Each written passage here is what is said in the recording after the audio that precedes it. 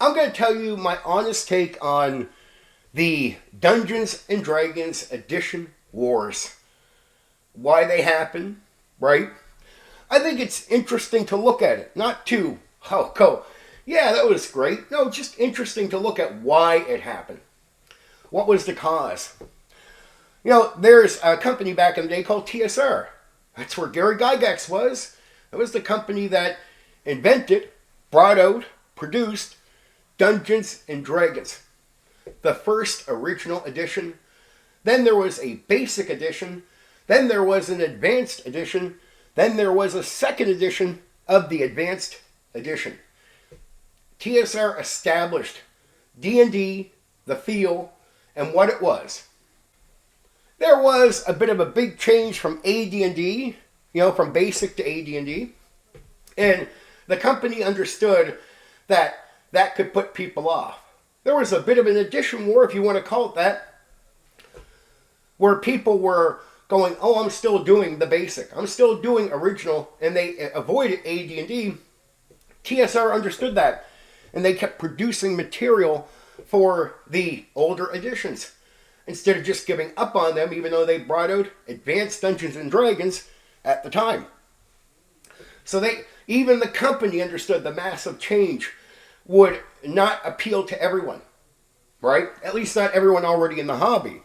So there were a number of people already playing D&D that just wanted to stick to the old stuff, right? Thankfully for TSR, AD&D brought in a crap load of new people, which pumped up its sales.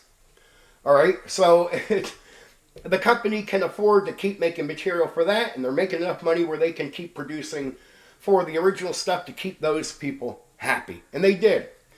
But again, the company understands people are sensitive to the change, and there's a reason. You're establishing a hobby, a feel, and what it is. Wargaming understood this. There is an established feel, what it is, and you got to be careful with rule changes. You got to, because it can turn people off really easy, because you get people into a mode where they enjoy what they're doing. It's like a sport in a way, think about it. You got to be careful when you change how a sport works, because people learn the sport this way. They prepare for the sport this way, if based on the rules that we know. And we get comfortable with it, and it becomes something where we can get better at the thing. And D&D was one of these things where guys wanted to keep getting better and better and better. Problem is, when you make changes, you go from, I'm getting better, to, wait, I got to relearn this whole thing? Like, I've learned to play hockey. I'm really good at it. Like, I get the rules. I'm really, really good. But wait, you changed the rules so much that all my training to be good at this now goes back down to here? Like, I got to start over? Like, I get used to this hobby, and now I got to start over from the bottom going up? So understand, they understood that's what they're doing when they're making major changes. TSR company got that. Now, there's games that aren't D&D at the time, Vampire Masquerade, plenty of them. And as a D&D person, you can go play them and not be offended, because you don't think they're trying to give you D&D. They're not trying to take away from you getting better at the sport. They're saying, hey, we're a sport, but we're like baseball. You're hockey, and Vampire Masquerade might be soccer or something, or football, right? But this is what it is. And in a way, the other companies sort of got that too, right? You establish a certain way without too many changes, because people want to get in your hobby and improve at what they're doing. And that can take a long time. So it's a weird thing to have a hobby and you're a business. Because a business needs to keep producing new stuff every so often to make money to keep going, right? But a hobby is a slower thing. Like, you take years to get good at something. But when you're mixing it with business, the business can be forced to be bringing out the new changed thing before you even get to the top. Yet that's what you're aiming for, right? You're aiming to improve. And why would that matter in the tabletop role-playing game hobby? Because the more you improved, here's the addiction part, the more fun it was. See, that's the thing. It's not just brag that you're great. It's, if you're really good, you really, really enjoy this. Like, it's really addictive fun when you're good, when you're confident and happy, right? So building up to that is like eureka. It's a high that you want. And you never have to want to start that climb over again. So that's where we got to with AD&D. AD&D 2nd edition was a better approach at giving you new things. They stayed in the lane of optional instead of forcing things on you. There wasn't a major change. If you got good at AD&D 1st edition, well, you could be good pretty much almost out of the box at 2nd edition AD&D. And that was an appropriate way to bring out some new material for a hobby. That was one of the more clever moves by TSR. The problem is the market just never paid them off. So even though it was a good move for a hobby, in a way it ended up not being a good move for a business. Right? Because what was established? Well, at first, with AD&D 1E, you bring in a bunch of new people that, a portion of them are going to go away. Because they're going to try this and it's not going to be for them. But you want to know what? D&D and role-playing, it sounds so fucking interesting that it's hard to just ignore. And when there's nothing else competing with it, yeah, the ideas can be appealing to people that might not even like exactly what we're doing. And you know this because you look at video games that have similar concepts now, and they're very appealing to people, but there's a lot of people that play those video games that would be bored at a table in a tabletop role-playing game. But you could imagine some of the elements that attracted them here, even though they didn't stay, are things that they actually like. They just didn't like this way of exploring that idea. But that happened. We brought a lot of people in at first that just were going to walk away. That's part of experimenting to see if you like something, right? That happened. But either way, there we are. So again, AD&D sort of starts bottom up to the top. Remember, original and basic are close enough that you could say that was a good way of advancing that part of the hobby, right? So again, 2nd edition, good way of advancing the hobby for the hobbyist, bad way to do business. But what do you do? That's a clash, right? And TSR was going to get hurt by this in the long run. They made some other mistakes, but realistically, it just didn't work. Then we get the 3rd edition. Now, 3rd edition is like, we're going to remake D&D. And you can't blame them from a business standpoint. I understand. What happened before put a company out of business. You can't repeat exactly that. That's not what you're going to sell to anybody as a reason to buy this thing. You're going to want to make something new and show that you can turn this into a business. And they did.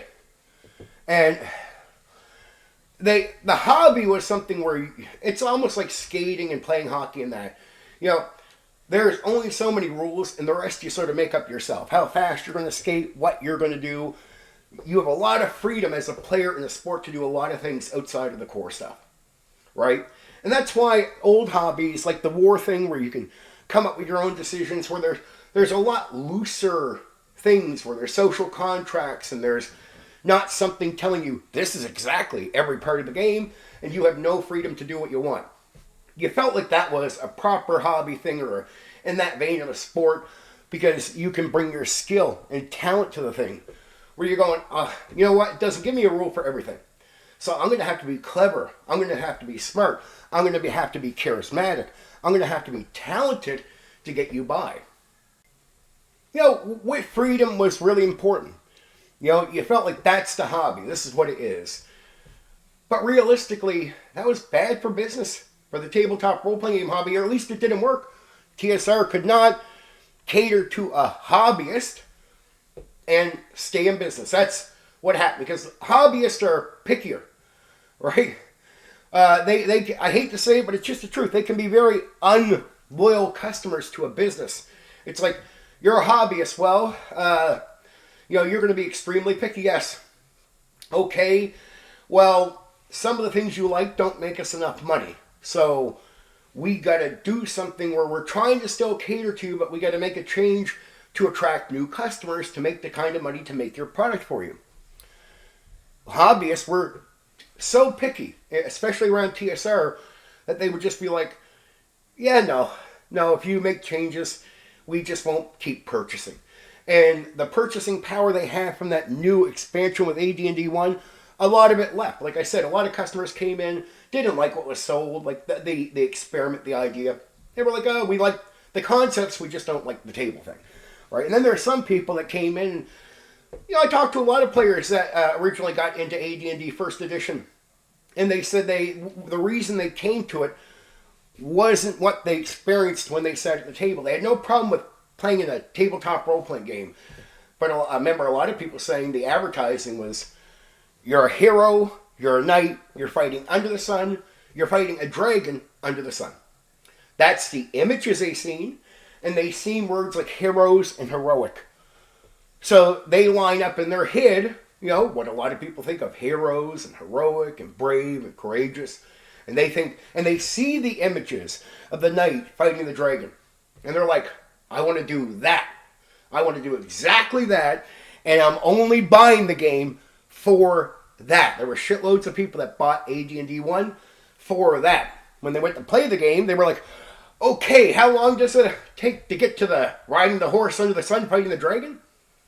Well, you find out 90% of DMs, I remember this, didn't want to run you past level 8. So, and you have to really get to the higher levels for that to even be close to a reality, for the image to happen, for all these things to happen in that way. So, yeah, a lot of people run to level 8. And a lot of AD&D 1 guys ran dungeons. Quite consistent dungeon play.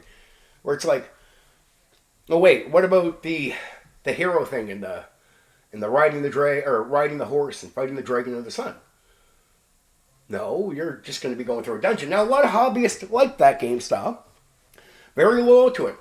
But a lot of the new customers coming in for AD&D 1, which got hot for a second, it just turned them off. So TSR, it looks hot for a second, and then loses a good portion of these new customers. Not right away. Some of them leave right away, but a bunch of them leave after so many years of, okay, I never bought the game for the dungeon thing. So, yeah, dude, I'm out, right? And some of those people went the 3rd edition right away when it came out. Some of them, only very few, crossed over to 2nd edition because I'll be honest with you, when I talked to a lot of guys, they assumed 2nd edition was going to be like 1st edition. And the magic had worn off, right? People finally understood that what was being pitched wasn't exactly what TSR and D&D was really all about. There was an alternative experience compared to what you were told. That's what it was. Now again, I like it. I'm a hobbyist. So I like the hobby aspect of not too many changes, so I can go from the bottom to the top, get really good, and enjoy what I'm doing. I love that. And I try other games, but understand, I don't feel like Millennium is taking away from my efforts in D&D. I don't feel like Millennium or Vampire the Masquerade is affecting my players, their mindset, and my experience. Problem is, here's what I noticed with 3rd edition. Now people that say they're in my circle from that world, well now it's affecting the players' mindsets. Even the players in our own circles start getting affected. What they did was, WotC did something where it was aiming at pleasing the player base. There was a heavy focus on the players and stripping authority. I'm just being real with you. Anybody who's honest will know this. 3rd edition started stripping authority away from the DM and giving so much authority over to the players. It's a major change. If what you've been doing is TSR D&D for so many years, that has nothing to do with what you do. It's so alternative, and it means it's no longer about you, your talent, and pleasing players from your own end and your own efforts. Now the game it starts telling you exactly what to do. And it starts telling you, the DM, exactly what to do with a lot less freedom. So you feel forced to do the things that the players want instead of doing the thing that makes you passionate about the hobby. And a lot of really good DMs never crossed over to WotC. That is the honest truth. Some of the best guys I've ever known to run any game, any tabletop role-playing game, refused to cross over and run anything that WotC was producing. Because WotC produced a different game. Different expectations. And it was less about the hobby now. Because the hobby includes, the DM.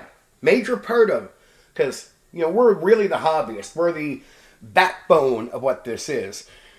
But 3rd edition and WotC says, we're not really going to cater to hobbyists in the same way. We're going to cater to the customer, which is, we're going to create a new customer base, really for the players, because a lot of purchasing came from DMs, but not so much in the WotC era.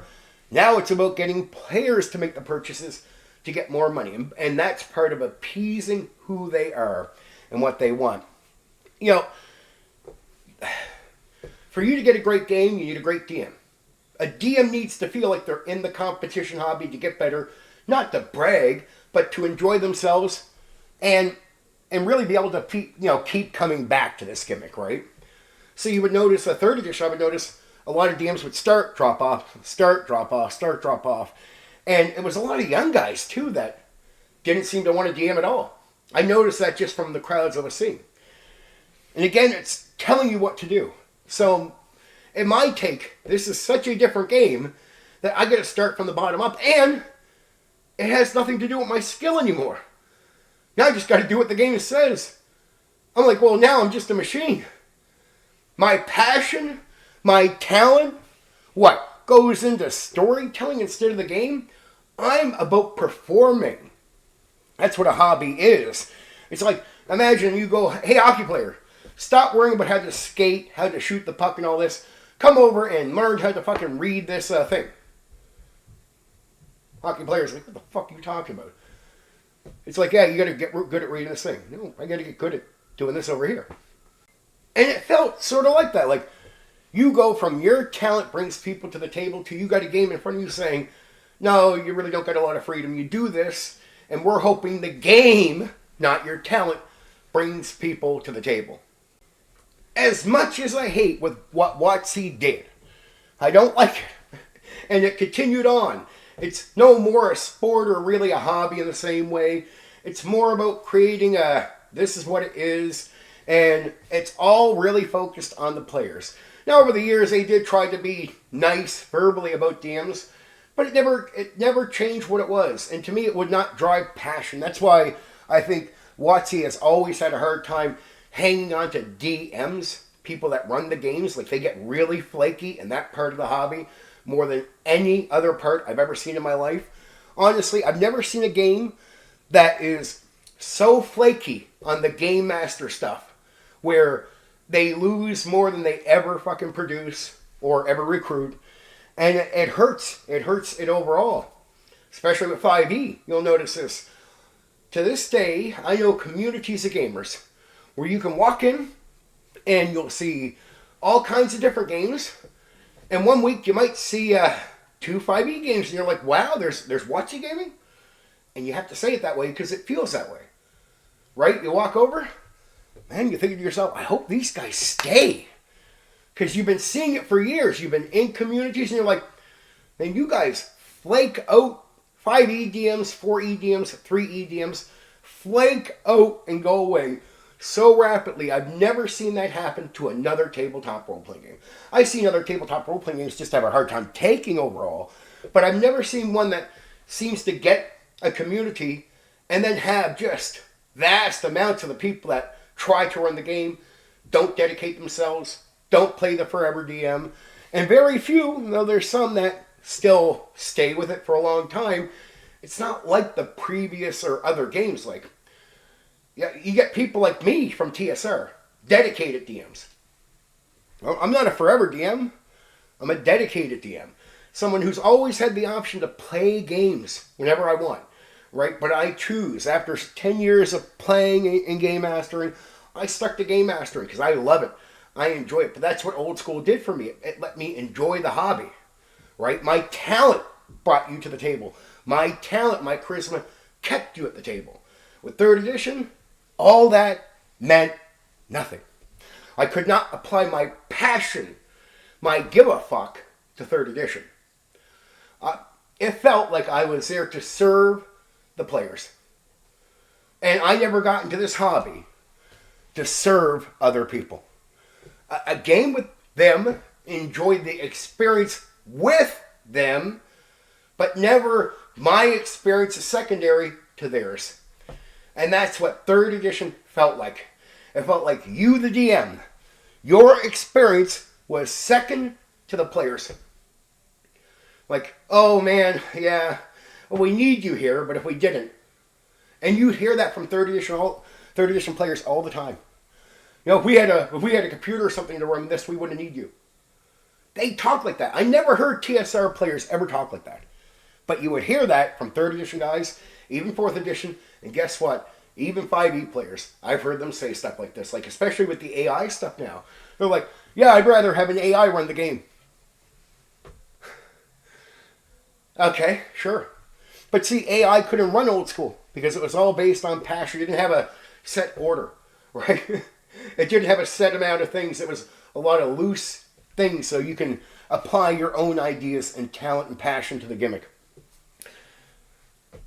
And the differences from WotC's game, Dungeons and Dragons they called it, was so vastly different from TSR that to this day, there is a we don't come together gimmick. Like, we're all cold. Oh, here's the WotC D&D community and the TSR. And they have to use terms like old school compared to new school. There's always a separation of the groups. As there should be in a way.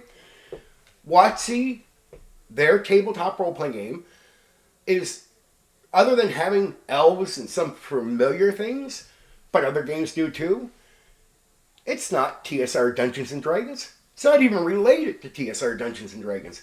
It is a different game. So when they say it's 3rd edition, I'm like, well, it's not a 3rd edition of TSR D&D. So that's why, really it's like the 1st edition of WotC's game.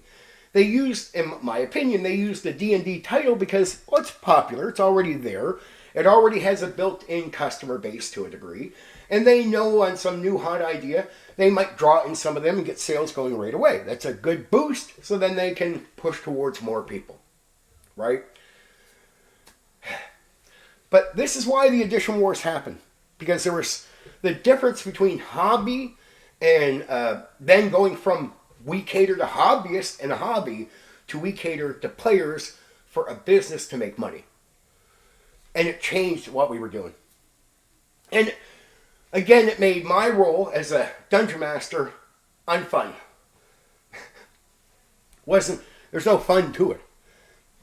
And WotC has had that problem attracting dedicated dungeon masters for its entire existence. In a way, TSR never even had. Never had. Though they were concerned about it, they thought tournament play to me in AD&D 1, there's a thing we did called tournament play. Most of the guys that I knew ran tournament play because they ran it with a set of rules, just like the way WotC pushed their stuff. Most of the guys running tournament, they hated it. That's why tournament play fell off, because it was like, okay, you're catering to players, but does this cater to the DM? You see, if you don't cater to the DM, if you make the DM's experience suck, they stop. Now, here's why I think they thought tournament play would happen. I'm going to have to take a shot at some old school guys. They're not going to like this. But there were DMs like me. And then there were guys that, I hate to say it, just old school, that I would call players that weren't real dungeon masters that would run the game. And you'd be like, oh, how would you see a player doing this? Why would you separate them? We had a thing called modules and then the book. Now, in tournament play, you run it by the book, word for word. You don't really give too much of your own ideas in there. And you're going to run the module as it's pitched. That's a tournament play mentality. And it allowed people that weren't creative to get away with masking their lack of creativity, their lack of charisma. They could hide it behind going, I follow the book. I do everything the book says. I remember these guys were so bad at covering up the fact that they weren't creative that you could say the most minor thing to some of these guys and they'd fall apart right on the spot.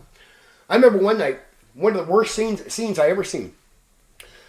There are people playing the game, and all the player wants to do, and this is me, I'm in a combat scene with one of these DMs, and I'm only filling in because I promised I wouldn't. I didn't plan on judging anyone. I wasn't judging him. And I mean, I'm going through the game fine. I thought it was weird how he's doing it. Doesn't say he's going by everything by the book. I'm like, okay, probably a tournament guy. I said that to myself at the start. Never gave him heat. But this is how bad it was for guys like this. It got to a point in the combat where there's a creature that hits the ground that we're fighting.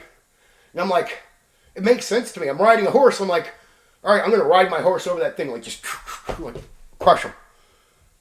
Well, there's nothing in the book that exactly explains you riding over something. I said I'm gonna take my horse and just like stomp on him going over him. DM took 45 minutes. I'm not lying to you. Checking the books, and it wasn't the only time I've seen this happen. I've seen it happen more than once after this. That's why I accuse these guys of being players that aren't real dungeon masters. Just my take on it. But understand, back in TSR, the reason a guy like me would be picky is we're all about talent. We're all about if you're a real DM, good DM, you got the talent for it. And if you suck, especially in the second edition world, if you suck, people are not going to let you get away with it.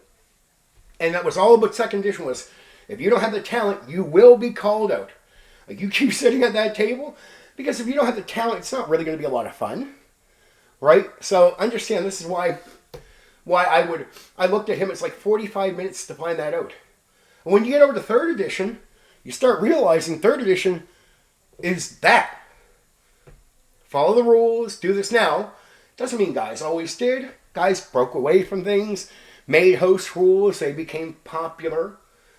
But there was a lot of expectation that you stuck to this and it was the way it was. And I remember before third edition, we're calling people like that fakes. Like I call them module DMs. Hey, you're a module DM. It didn't mean I had anything against modules. I don't hate modules. I just hated the way they were being used. I'm like, dude, you're running a module. You have no fucking talent whatsoever to be at the table. You have nothing. You're what? You're a module DM. You're a player. Because no fucking way are you going to keep up with me. Because I'm going to go perform. And I'm going to be called out. And I'm going to have to be talented, charismatic. I can't take 45 minutes reading through a book. My players would never, ever accept that. So if I took 45 minutes, I lose my table. So they would not accept that from me. So, and players in that world expect you to have talent. If not, they don't show up next week. And I like that, though. I like working. I like working for that. Third edition, I felt like just took it all away from me. It's such a different experience. It's a different game. And again, all I'm telling you is this is why people were bitter. This is why people separated. It wasn't so much edition wars. There were arguments and debates and complaining about each edition. And you're hearing some of the problems here, right? But there was no real war. It was just we don't game with them. But there were communities that were very sensitive. A site called Dragon's Foot was old school. All about the old school topics. TSR. For a period of time, if you mention third edition on that site, you get banned. Oh, I'm not lying to you. Not forever. They changed their policy after a while. But there was a period of time where I'd seen guys just talk about third edition and get straight up banned off the forum. They say nothing that's they're crazy or rude, and they're actually trying to talk to us and be nice. But they would be nice and get banned. That's how sensitive some of the old nerds were. I wasn't. I would talk to guys from third edition. I would speak to them in, common sense ways. Here's why I don't like it. See, I didn't scream or yell or fight. But this is the separation.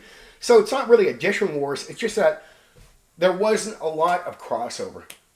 So it's like, it just feels like two different communities. Completely. And it was. And in a way, to this day, it still makes old school people a little sour. Because when you say D&D, they're like, well, I'm D&D. And you're like, well, yeah, but so is like third edition. No. We are so separate from each other that when you say D&D, it can't be both of us. Right? We're not even doing the same things. It's like going and saying, look, guys, we love hockey. And you see us over with our skates and our sticks, and We do everything you expect in normal hockey. And then there's some guys with rockets on their asses and shit like this that have nothing to do with the hockey you've seen on TV. And we're over here going, hey, we're the hockey guys from TV and that. And these guys over here going, yeah, we play hockey too with baseball bats, gloves, and rockets up our asses. And we're like, dude, why are you calling that hockey? Like, we can't both be hockey. Right? we can't both be the same thing. And it's, it'd be like insulting if you were trying to call, hey, Palladium players out there.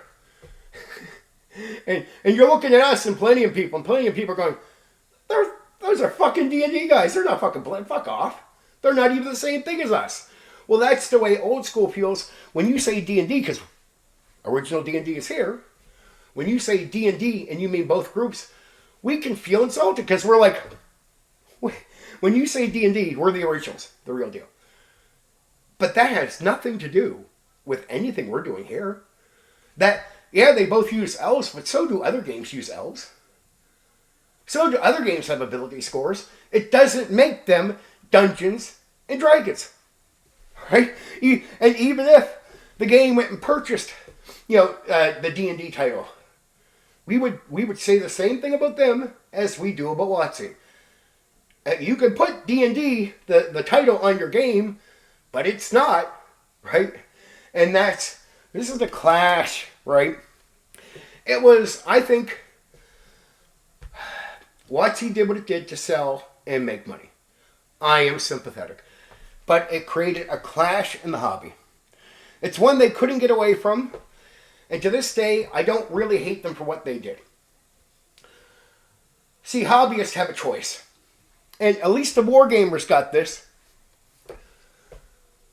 Old school TSR guys should have took a lesson from wargamers.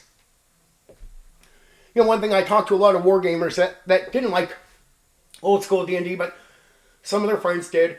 There was some crossover. There's definitely communication between the two groups. I talked to wargamers. Wargamers would be more supportive of experimental ideas. They would buy books even if they weren't the greatest. And they know it too. And they'd still purchase them en masse. And there's an ode to doing that. Instead of being extremely picky, they keep people in business that make the shit for them.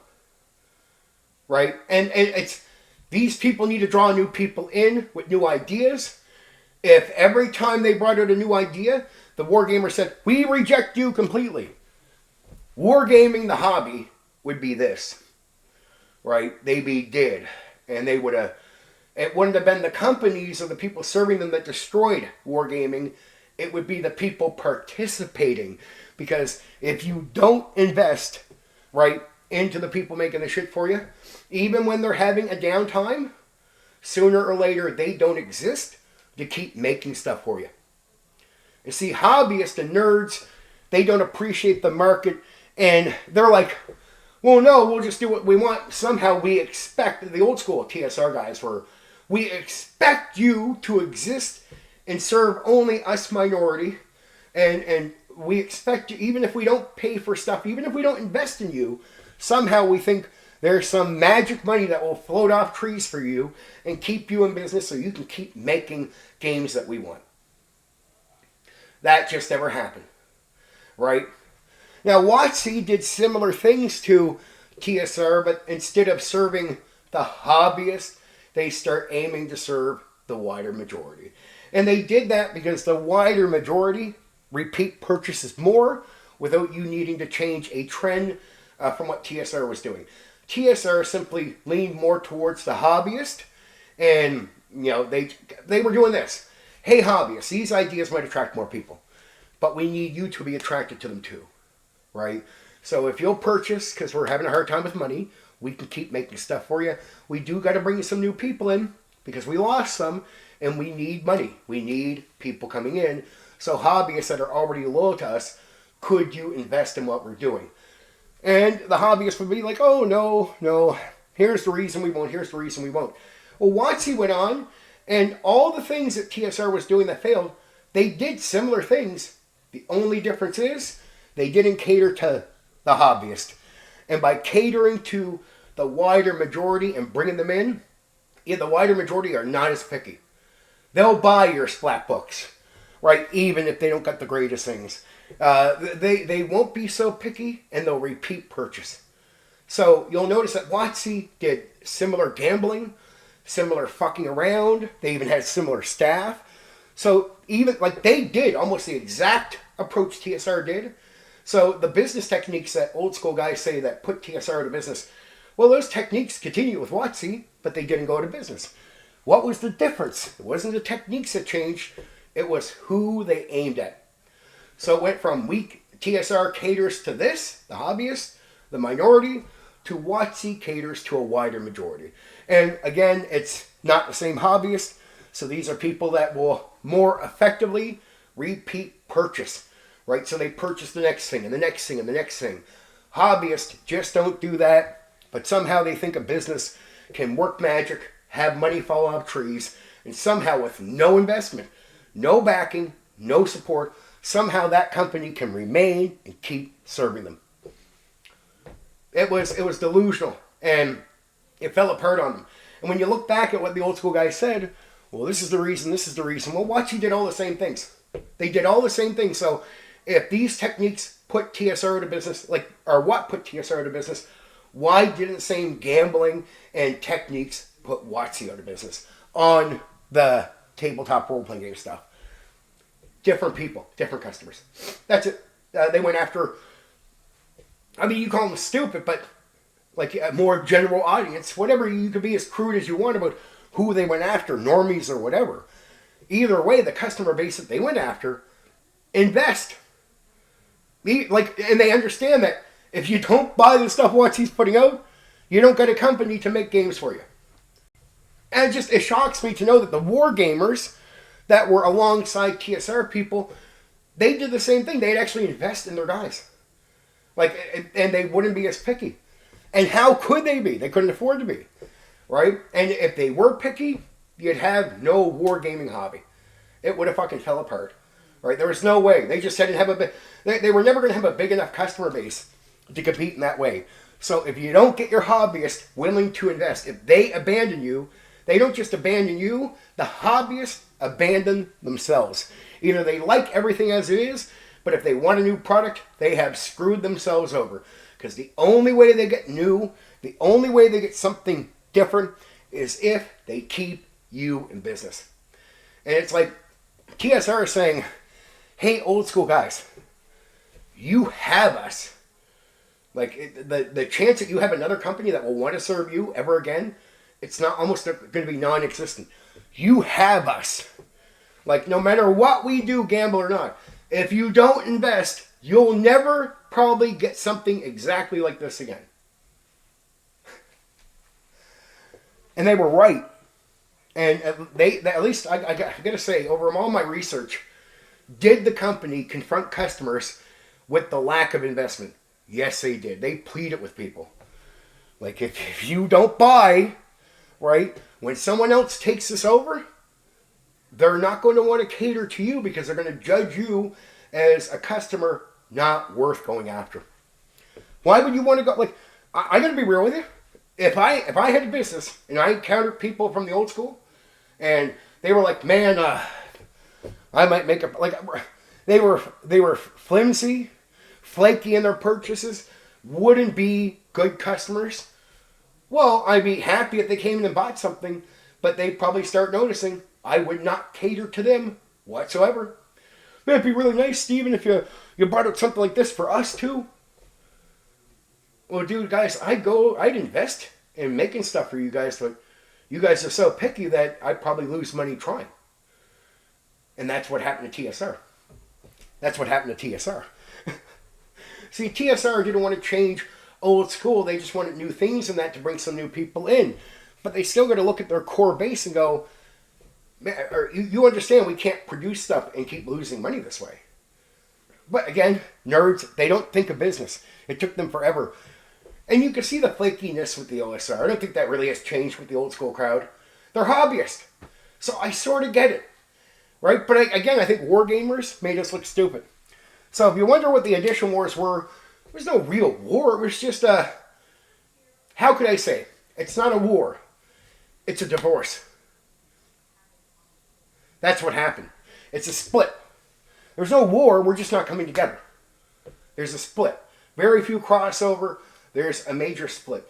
And it's like two people getting divorced. We don't like each other. We're not going to war. There's some bitterness, like Dragon Split banning people for talking about 3rd edition, but war, it's a loaded word, right, in this situation. But no, to this day, I do not like WotC's games. I don't like the lack of freedom. I don't like it. I don't feel like it's really a hobby, and I don't feel like the game gives a shit about me. 5e it's even more noticeable. I just don't feel like the game cares about me. The game is there trying to make me not look stupid, but I'm like, dude, I'm talented.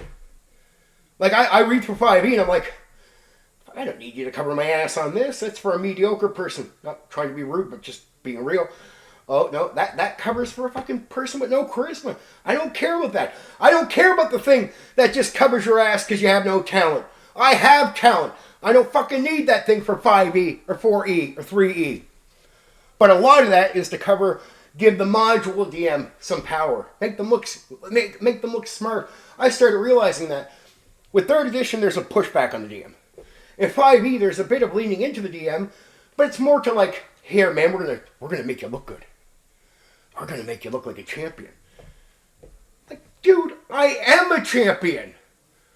You don't need to do anything in that fucking game to make me look good. Take all this shit away, and I'll outperform your other DMs.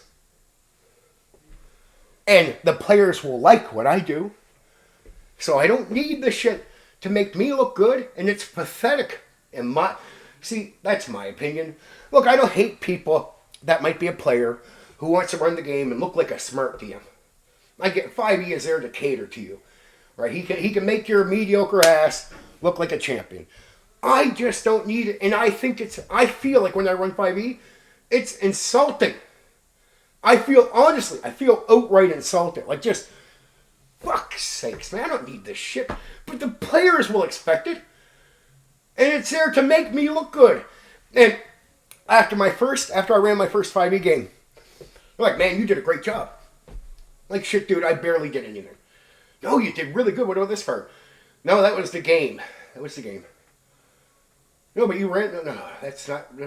It took me no creativity to do that. I did what the book said. So I had no effort from me. No fucking talent at all. And I said, please don't praise me because it's false praise. And I'm a real guy. So when you really have something, you don't need like a false, hey, you did great. No. I don't need a pat on the back, dude. I'm not that guy. I'm not insecure and I don't lack talent. So I don't need you to tell me I'm a great DM for doing something that required no talent at all. I understand that it tricks you, player 5e player. I understand that it makes you think I'm good, and it's meant to do that. It's meant to make you think I'm good. But the shittiest guy could sit down with the same thing. You would think he's doing great there too, but it's not him. It's the book trying to make him look good. So I honestly find that insulting. That's the part that pisses me off the most. Every fucking session where it's like, hey man, you did really good. That was really fun. Well, I'm glad you had fun, but don't praise me for it. So I have purposely, every time I run a 5e session, if players give me praise for something I know had to do with the game, I just right away. Don't want to hear it. Don't want to hear it. That had nothing to do with me. Go, here's the book, right? Have a talk to the book. Tell the book how much you appreciate what it did for you. Tell the book how talented it is. And I honestly did that. I had players at first give me like oh shit, like he's being serious. And I'm like, no, I'm serious. Look at the 5e book. Here, tell it how great it was. But you ran, no. The book ran the game. I'm just a middleman. The book ran the game. So how about you thank the book for all the talent it has. Why don't you tell the book how fucking great it was? Because I was a middleman to the book. And so, yeah. Kids, that's not Dungeons and Dragons. That's why old school guys look at what you're doing in the WotC world and go, you are not running or playing Dungeons and Dragons. That's it. And hey, maybe you'll get your AI, because right now the book runs the game, so I can't see why an AI couldn't run it too in a short period of time. Probably some of the AIs out there now could, but the less advanced ones probably can't. But there are ones that exist that probably can do it right now. You probably just don't even have access to them. But when we do, they're going to be able to run 5e. 5e is set up by the book. So, unless you force changes, and then you got to get players in to agree to that. But there's nothing that says you should change this or do this. Or none of that shit. That's stuff you got to come up with on your own. In the old school, it tells you to fuck around. Right? Like it puts the seed in your mind to get you there, and it expects you to get there. The new school is just different. So, you know, and I get there's a lot of fake people out there that will happily run the 5e game for you, and when you praise them for something they never achieved at all, they take it. I am a good DM, yeah. I'm like, don't ever blow smoke up my ass for shit I haven't did. Right? I can sit on the throne, and I can earn my way there. I can earn it for real. I got what it takes to get there. I don't need to pretend to sit at that seat. I'm not going to sit on a cardboard box and pretend I'm sitting on the throne. Just, it will never be who I am. So, there's the clash.